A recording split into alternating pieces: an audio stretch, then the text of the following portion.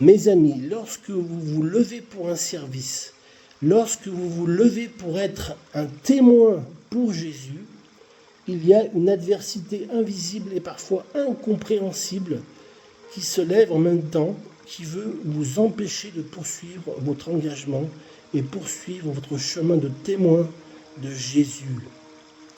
D'engagement pour le Seigneur, de service pour le Seigneur. Nous devons savoir que nous avons un ennemi qui rôde comme un lion rugissant. Mais le Seigneur Jésus nous dit, je suis fidèle à ma parole et je suis plus fort car j'ai vaincu la mort.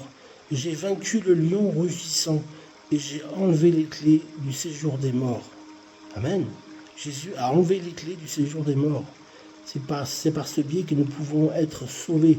Le salut vient de Jésus. Amen. J'ai la victoire et ma victoire, c'est ta victoire, Seigneur. Mon héritage est pour toi, Seigneur. Ma force est pour toi. Mon esprit, c'est celui que je te donne maintenant parce que tu vas tenir jusqu'au bout. C'est ta promesse pour moi, Seigneur. Celui qui vous a appelé est fidèle et c'est lui qui le fera. Amen. C'est lui qui réussira son œuvre jusqu'au bout dans votre vie. Donc la première raison du découragement ou de la tentation d'abandonner, ce serait les combats spirituels. Mais il y a aussi d'autres raisons, comme par exemple les déceptions humaines. Les déceptions humaines sont nombreuses. Qui n'a jamais été déçu par même des amis ou des proches ou de la famille, ou des exemples que vous avez devant vous, ou même dans l'église que vous fréquentez. Vous pouvez être très déçu, même blessé par des paroles, des attitudes, des comportements, que sais-je encore. N'abandonnez jamais.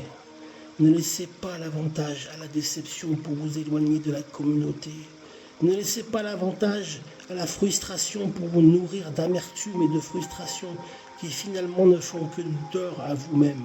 Vous êtes le seul ou la seule à souffrir de ces blessures-là. Et l'ennemi utilise ces situations pour vous décourager. Prenez courage.